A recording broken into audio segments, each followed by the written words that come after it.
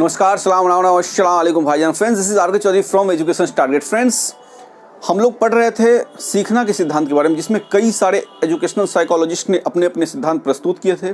जिसमें हमने पहला सिद्धांत देखा था थॉर्नडाइक का trial and error theory, Thorndike का प्रयत्न एवं भूल का सिद्धांत। दूसरा देखा था पावलोव का क्लासिकी अनुबंधन सिद्धांत। और तीसरा जो आज हम लोग देखने जा रहे हैं, स्किनर का क्रिया प्रसूत अनुबंधन सिद्धांत, that means Skinner's operant conditioning theory. Friends, ये जो टॉपिक है बहुत ज़्यादा इंपॉर्टेंट टॉपिक है किसी भी टेट एग्जाम के दृष्टिकोण से। तो फ्रेंड्स, शुरुआत करते हैं। आज का सरस्वती पूजा का समय भी है, तो एक श्लोक से शुरुआत करते हैं आज का क्लास। शुक्लांग ब्रह्मा विचारसार परमा माध्यम जगत व्यापनी बिना पुस्तक धारणी भयं गदा जाड़ी आदना कहा पहाम हस्ति स्फटिक मालिकांग विद्यति पंथासने संधितां वंदेतांग परमेश्वरी भगवती बुद्धि प्रदा शारदाम। तो फ्रेंड्स, सबसे पहले जानते हैं कि स्किनर, ये स्किनर थे कौन। तो स्किनर का पूरा नाम BF Skinner, that means Burrhus Frederic Skinner. इनका जो बॉर्न जन्म हुआ था वो हुआ था 20 मार्च 1904 को, और इनका जो निधन हुआ था वो 18 अगस्त 1990 ईस्वी को हुआ था। 1904 से कुछ याद आ रहा होगा आपको कि पावलोव के क्लास के अनुबंधन सिद्धांत में कि पाचन क्रिया के दैहिक मतलब फिजियोलॉजी ऑफ डाइजेशन के लिए उन्हें नोबेल पुरस्कार मिला था 1904 ईस्वी में, और इनका जन्म हुआ था 1904 ईस्वी में और निधन हुआ था 1990 ईस्वी को। नेक्स्ट, ये जो है सो अमेरिकन, ये अमेरिका के व्यवहारवादी मनोवैज्ञानिक थे, और ये जो है सो जेबी वाटसन से काफ़ी ज़्यादा प्रभावित थे। अब जेबी वाटसन कौन थे, तो इनका जब क्लास आएगा तो उस पर हम डिस्कस कर लेंगे। फिर यूनिवर्सिटी, ये जो है सो हार्वर्ड यूनिवर्सिटी के प्रोफेसर थे, प्राचार्य थे। सबसे बड़ी बात है कि हार्वर्ड यूनिवर्सिटी के बारे में थोड़ा सा डिस्कस कर लेते हैं। हार्वर्ड यूनिवर्सिटी दुनिया के टॉप 10 में आता है। टॉप 100 की बात नहीं कर रहा, दुनिया के टॉप 10 यूनिवर्सिटी में हार्वर्ड यूनिवर्सिटी का नाम आता है, जिसमें ये प्रोफेसर थे, प्राचार्य भी रह चुके हैं।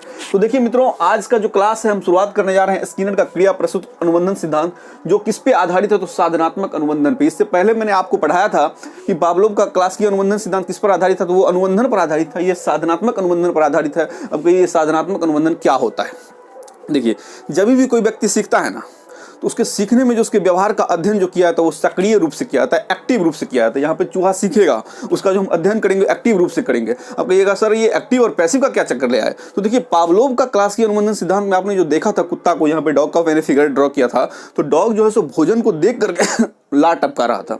मतलब डॉग वहाँ पे पैसिव था, निष्क्रिय था, भोजन को देखकर लाट टपका रहा था। ऐसा नहीं ना कि मतलब डॉग को देखने के बाद भोजन जो है सो खुद आ जा रहा था, ऐसा कुछ नहीं था।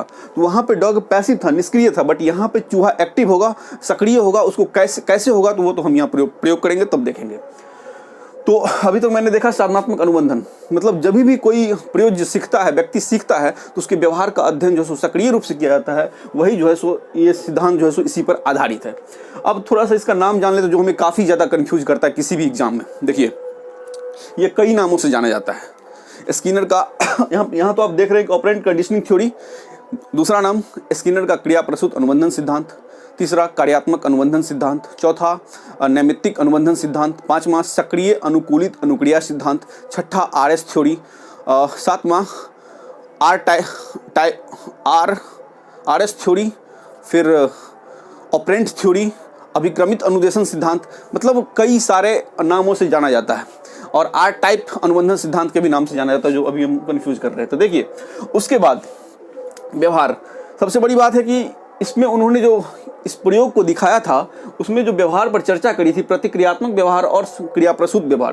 प्रतिक्रियात्मक व्यवहार जो होता है ये उद्दीपक की देन होती है, जैसे मतलब भोजन को देखने के बाद कुत्ते के मुंह में लाड़ आया था। और क्रिया प्रसूत व्यवहार जो होता है वो स्वेच्छा पर आधारित होता है, जैसे मैं किसी से बात करता हूँ, चलता हूँ, कहीं जाता हूँ, ठीक है।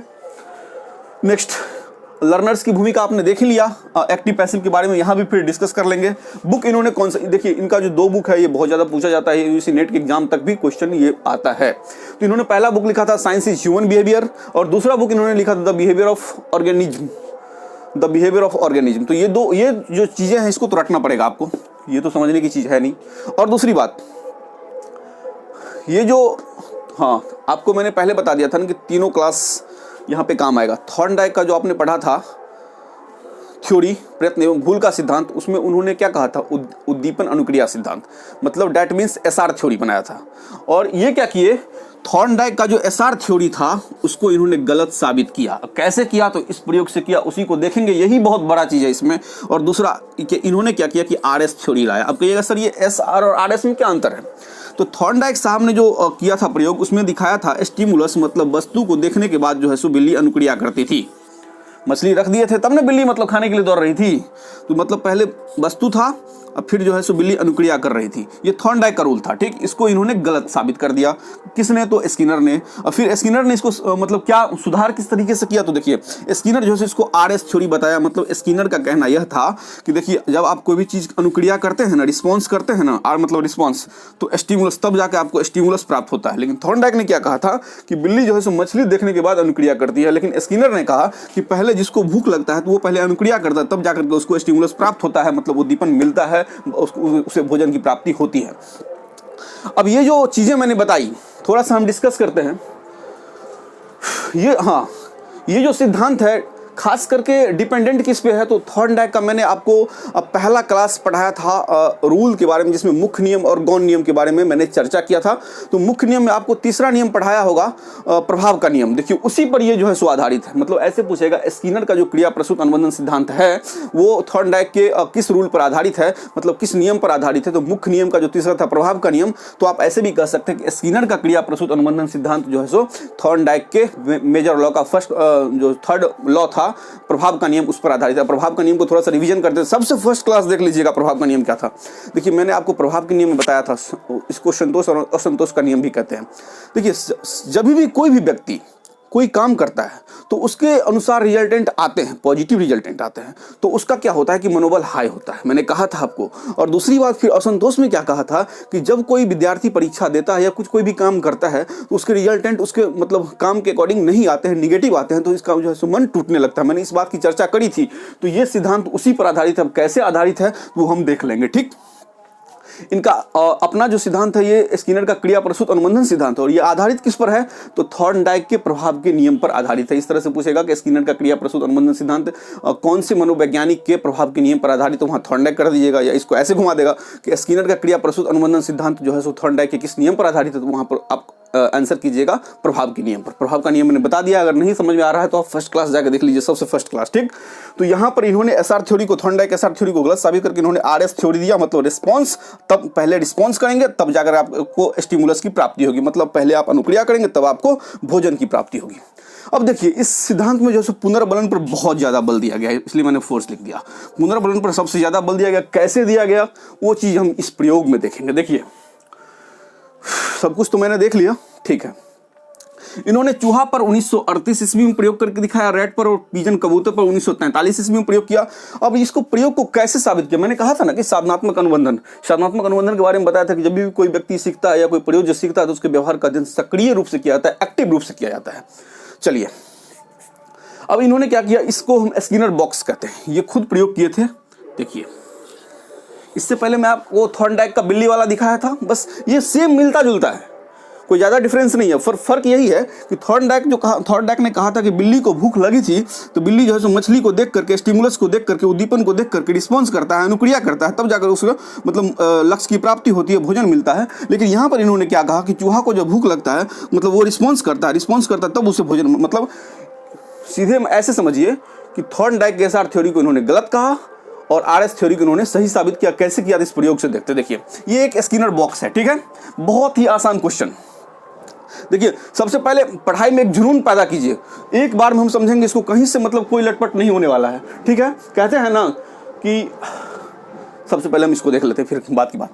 तो देखिए एक स्किनर बॉक्स है, ठीक है। स्किनर बॉक्स ये साउंडलेस, मतलब इन्होंने एक बॉक्स बनाया साउंडलेस, मतलब ध्वनि रोधी, इसमें कोई आवाज़ नहीं आ रही है, यहाँ पे रोशनी आ रही है, ये इसका लीवर है, दीवार से अटैच है, और ये भोजन है। इसमें कंडीशन ये था कि एक उजले भूखे चूहे को डाला गया, और भूखे चूहे को जब डाला गया तो यहाँ पर एक लीवर डाला गया। मतलब चूहा को मतलब भूख लगेगा तो चूहा उछलेगी, जिस तरह बिल्ली उछल रही थी मछली पाने के लिए, यहाँ पर चूहा उछलेगी। जैसे ही चूहा उछलेगी, चूहे का पैर इस पर दबेगा तो ऑटोमेटिक जो है सो 140 मशीन था, उससे जो है सो इसको भोजन की प्राप्ति गोली के रूप में हो जाएगी। ये जो है सो भोजन की प्राप्ति फूड देख रहे हैं, ये लीवर है और ये लाइट। तो क्या हुआ कि चूहा को बहुत ज़्यादा भूख लगा, कूदना शुरू कर दी, कूदते संजोग से इसका पैर देख रहे हैं लीवर पे पड़ा। जैसे ही लीवर पे पड़ता है इसका पैर कि तुरंत इसको भोजन जो है सो प्राप्त हो जाता है। ये फिर वही काम हुआ, कई बार ऐसा किया गया, तो लास्ट में इन्होंने भी वही पाया, जैसे बिल्ली की बात, सेम कंडीशन। तो फिर इन्होंने पाया कि चूहा जो है सो मतलब दूसरी बार यही करवाया गया, तीसरी बार करवाया गया, तो लास्ट कंडीशन में धीरे धीरे इन्होंने पाया कि अब जो है सो चूहा को पता चल गया कि लीवर यहाँ है, तो अब इतना उछलने कूदने की कोई ज़रूरत नहीं है, चूहा सीधे जो है सो इस पर उछलेगी, जैसे ही उछलेगी तो लीवर दबेगा, इसको भोजन की प्राप्ति हो जाएगी। मतलब स्किनर के कहने का मतलब यही था कि किसी भी प्रयोज्य को जब भूख लगता है, साधनात्मक अनुबंधन, जब इसे भूख लगता है तब ये क्या करता है कि इसके जो व्यवहार का मतलब ये जो अनुक्रिया करता है, तो अनुक्रिया के माध्यम से भोजन को प्राप्त करता है, रिस्पॉन्स करता है, तो रिस्पॉन्स के माध्यम से भोजन को स्टिमुलस को प्राप्त करता है। ठीक, तो यही चीज इसने प्रयोग में करके दिखाया। अब प्रयोग में क्या है, देखिए मुद्दे की बात, प्रयोग में क्या है। इस प्रयोग के करने का मतलब यह था कि जब भी प्रयोज्य अनुक्रिया करेगा तो क्या होगा, इसको भोजन मिला, यहाँ पे लाइट भी जलता था तब जाकर भोजन मिलता था। तो जैसे ही इसको भोजन मिला तो भोजन एक प्रकार का पुनर्बलन का काम करता था। पुनर्बलन डेट मीन्स पुरस्कार, पॉजिटिव चीज समझिए। मतलब एक ठो प्रयोग और मैं बताता हूँ। देखिए एक बच्चा है, ठीक, और बच्चा मेरे सामने गेंद फेंका, फिर मैंने उसे फेंका, अब इस बार मैंने स्माइल पास किया तो बच्चे को थोड़ा सा पुनर्बलन मिला। पुनर्बलन बोले डेट मीन्स रेनफोर्समेंट। फिर मैंने गेंद फेंका, बच्चे ने गेंद फेंका, फिर मैं स्माइल पास किया, बच्चे को फिर से पुनर्बलन मिला। मैंने आपको कहा था प्रभाव का नियम, थॉर्नडाइक का प्रभाव का नियम कि मतलब कोई काम करेंगे उसका रिजल्ट पॉजिटिव आएगा तो मुझे मतलब एक प्रकार की खुशी प्राप्ति होती है, पॉजिटिव एनर्जी क्रिएट होती है। और जब मैं कोई काम करता हूँ उसके रिजल्ट निगेटिव आता है, मुझे निगेटिव। तो यहाँ पे जो है सो बच्चा, जो मैं पुनर्बलन की बात कर रहा हूँ, जब मैं बच्चा को गेंद फेंकता हूँ तो वो भी गेंद फेंकता है, फिर मैं मुस्कुराता हूँ, स्माइल करता हूँ, तो फिर क्या करता है बच्चा, फिर मैं फेंका, फिर उसने फेंका। मतलब इससे क्या होता है कि उसका एनर्जी लेवल डबल हो जाता है। तो यहाँ पर जो है सो जैसे जैसे चूहे को भूख लगी थी, ये जो है सो उसको लीवर को जो है सो दबाता था, उसको भोजन मिल जाता था। तो ये जो है सो लीवर दबाना, ठीक है, अब प्लस फूड मिलना, ये जो है सो पुनर्बलन का काम कर रहा था। ठीक है, रेनफोर्समेंट, इसी का इंग्लिश में REINFORCEMENT। ठीक है, तो रेनफोर्समेंट मतलब इसमें क्या फाइनली रिजल्टेंट आया वो देखिए। सबसे पहले चूहा जो है सो लीवर दबाना सीख गया कि कहाँ पे लीवर है, एक ही बार में जाऊंगा और दबा दूंगा। फर्स्ट कंडीशन मतलब इससे यह सीखा कि मतलब कहाँ पे लीवर है, मतलब वो अनुक्रिया करना सीख गया। कहने का मतलब वो रिस्पॉन्स करना सीख गया। ठीक, पहला कंडीशन में वो जो है सो रिस्पॉन्स करना सीख गया। दूसरा कंडीशन में क्या फायदा हुआ कि जैसे जैसे ये जो है सो मतलब रिस्पॉन्स करना सीख गया, तो इसको लीवर दबाना सीख गया, तो उसको लीवर के साथ साथ फूड की प्राप्ति हुई, जो कि इसके लिए पुनर्बलन का काम किया, रेनफोर्समेंट। ये हो गया रिस्पॉन्स, ये हो गया रेनफोर्समेंट।